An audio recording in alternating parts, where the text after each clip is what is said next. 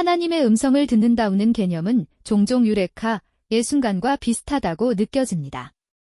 유레카는 무언가를 갑자기 깨달았을 때, 특히 중대한 발견이나 통찰이 떠오를 때 사용하는 감탄사로 널리 쓰이죠. 하나님의 음성을 듣는 것도 이와 흡사하게 순간적으로 마음속 깊은 곳에서 불현듯 떠오르는 강력한 인식과도 같습니다.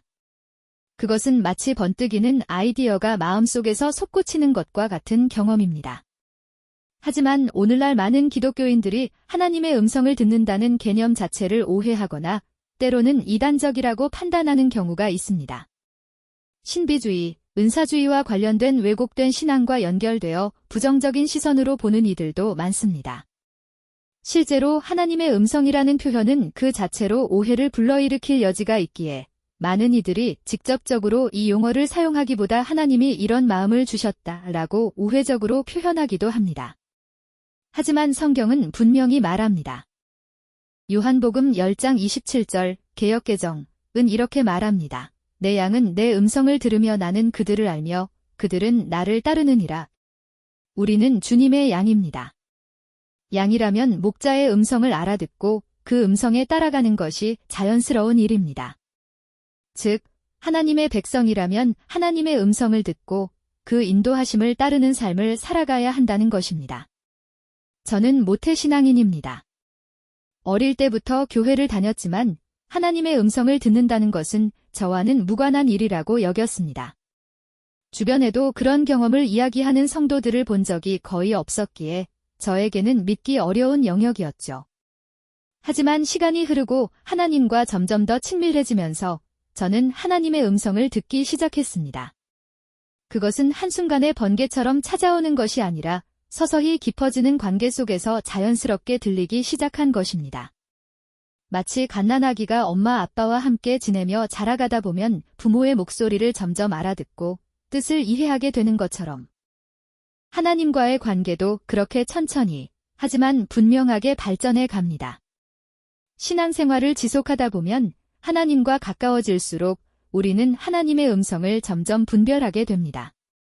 그리고 어느 순간 과거에 들었지만 그것이 하나님의 음성인 줄 몰랐던 기억들이 떠오르며 그때도 하나님이 말씀하신 것이었구나 하는 깨달음을 얻기도 합니다. 그렇다면 하나님의 음성은 어떻게 들릴까요?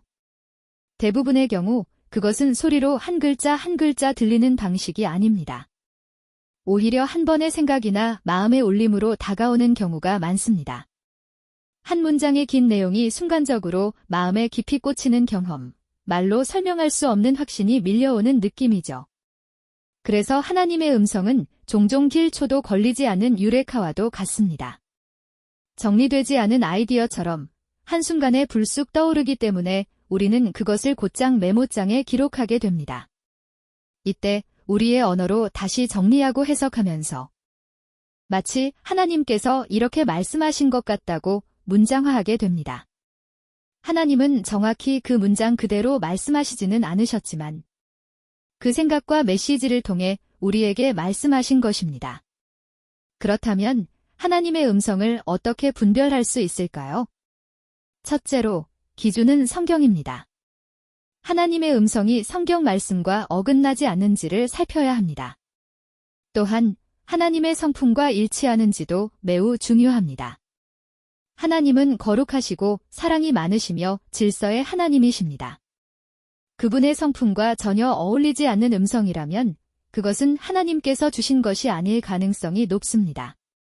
저 역시 하나님의 음성 같다는 느낌이 들 때마다 이게 정말 하나님이 주신 생각일까? 혹시 사탄이 주는 유혹일까? 아니면 단순히 내 정욕적인 마음일까? 하는 고민을 자주 합니다. 때로는 며칠 뒤 말씀을 읽는 가운데 그 음성이 성경 말씀으로 확증되어 주어지는 경우도 있습니다. 그럴 때는 마음에 확신이 들고 하나님께서 정말 말씀하셨다는 것을 느끼게 됩니다. 하지만 이와 반대로 전혀 하나님의 성품과 맞지 않는 음성을 주실 때도 있습니다. 그 대표적인 예가 바로 아브라함에게 이삭을 제물로 바치라고 하신 명령입니다. 이것은 살인을 의미하며 하나님께서 이미 이삭을 통해 하늘의 별처럼 많은 자손을 주시겠다고 약속하셨기 때문에 이 명령은 하나님의 성품과 약속과는 전혀 맞지 않는 내용이었습니다. 마치 사탄이 준 음성처럼 들리죠. 그럼에도 불구하고 아브라함은 그 음성이 하나님의 음성임을 확신했습니다. 그리고 다음 날 아침 일찍 일어나 이삭을 데리고 번제하러 떠났습니다. 그는 아내 사라와 상의하지도 않았고 망설이지도 않았습니다. 어떻게 아브라함은 그것이 하나님의 음성임을 그렇게 확신할 수 있었을까요? 그 이유는 단 하나, 그는 하나님과 오랜 시간 동안 깊은 친밀함을 쌓아왔기 때문입니다. 아브라함은 하나님의 친구라고 불릴 정도로 하나님과 가까웠습니다. 만약 그가 미성숙한 신앙의 상태였다면 그런 음성 앞에서 분별하지 못하고 갈등했을 것입니다. 하나님의 음성을 듣는 것은 신비한 능력이 아닙니다. 어느 날 갑자기 영적인 능력이 생겨서 듣게 되는 것도 아닙니다. 그것은 언어를 배우는 것과 매우 비슷합니다.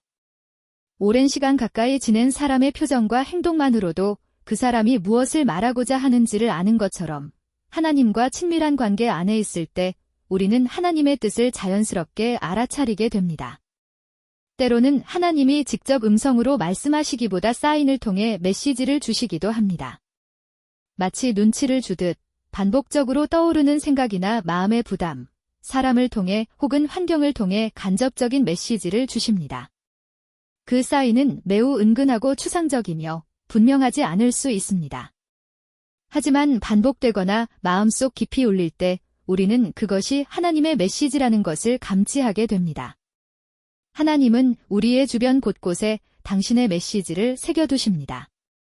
그리고 우리는 그것을 발견하고 해석함으로써 하나님의 뜻을 이해하게 됩니다. 그렇다면 이 음성이 사탄이 주는 음성인지 하나님의 음성인지 어떻게 분별할 수 있을까요? 자기 욕심에서 비롯된 음성과 하나님의 음성은 비교적 쉽게 구분됩니다. 문제는 사탄이 주는 음성입니다. 사탄의 음성은 하나님의 음성과 매우 유사하기 때문에 분별이 어렵습니다. 마태복음 4장 5-6절 개역개정은 이렇게 기록하고 있습니다. 이에 마귀가 예수를 거룩한 성으로 데려다가 성전 꼭대기에 세우고 이르되 내가 만일 하나님의 아들이어든 뛰어내리라. 기록되었으되 그가 너를 위하여 그의 천사들을 명하실 것이요.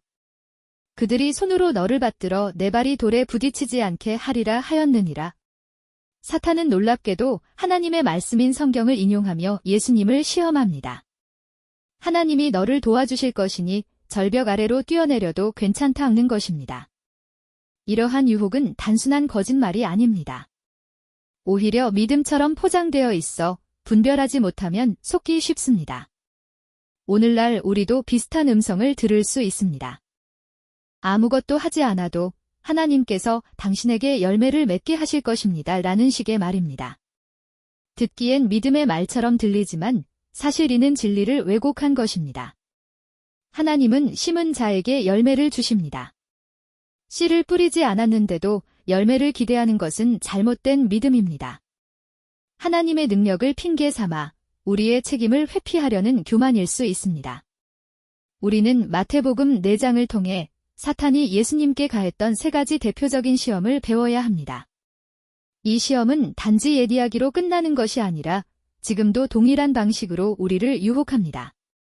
첫 번째 시험에선 예수님이 금식 후 몹시 배고프셨을 때 사탄은 말합니다. 내가 만일 하나님의 아들이어든 이 돌들로 떡덩이가 되게 하라. 왜 사탄은 이렇게 예수님께 말할까요? 그 의도를 파악해야 합니다. 이를 이해하기 위해 비슷한 예시를 들면 사탄은 오늘날 우리에게 이렇게 말합니다. 넌 충분히 죄를 이길 수 있는 사람이야. 그러니까 그 여자를 만나도 그 환경에 들어가도 넌 죄 짓지 않을 수 있어. 그러면 우리는 하나님의 은혜가 아닌 내 능력을 믿는 교만에 빠지고는 나는 하나님을 경외하니까 유혹의 동굴 안에 들어가도 괜찮아. 나는 죄를 안 지을 거야. 하지만 실상은 그렇지 않습니다. 우리의 교만은 유혹 앞에서 쉽게 무너집니다. 사탄은 우리의 절제할 수 있다는 자만심을 자극해 결국 죄의 함정으로 빠뜨립니다. 그래서 예수님도 배고픈 상태에 돌을 떡으로 만들 수 있다는 능력을 자극하여 떡을 만들게 하고 그로 인해 배고픈 예수님이 떡을 먹도록 유혹하는 전략인 것입니다. 두 번째 시험, 하나님을 시험하게 만드는 믿음. 다음으로 사탄은 예수님을 성전 꼭대기에 세워놓고 뛰어내리라고 유혹합니다. 하나님이 널 사랑하신다면 당연히 천사를 보내어 너를 구하실 거야. 이 시험은 하나님을 향한 믿음처럼 보이지만 실은 불신입니다. 하나님의 때와 방법이 있음에도 그것을 기다리지 못하고 하나님을 불필요한 상황에 억지로 개입시키려는 행동은 믿음이 아니라 시험입니다. 우리 역시 이런 시험에 자주 노출됩니다. 저 역시 과거에 하나님을 시험한 적이 있었습니다. 하나님의 때를 기다리지 못하고 억지로 하나님을 끌어들이려 했던 것입니다. 하나님이 정말 계시다면 내가 이런 선택을 해도 도와주실 거야.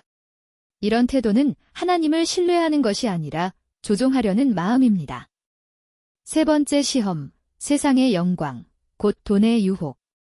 마지막으로 사탄은 예수님께 세상의 모든 영광을 보여주며 말합니다. 내게 엎드려 경배하면 이 모든 것을 내게 주겠다. 이 시험은 매우 직접적입니다. 오늘날로 치면 돈입니다. 세상은 끊임없이 우리에게 말합니다. 돈이 있으면 모든 것이 해결된다. 우리의 신앙은 때때로 이 시험 앞에서 무너집니다.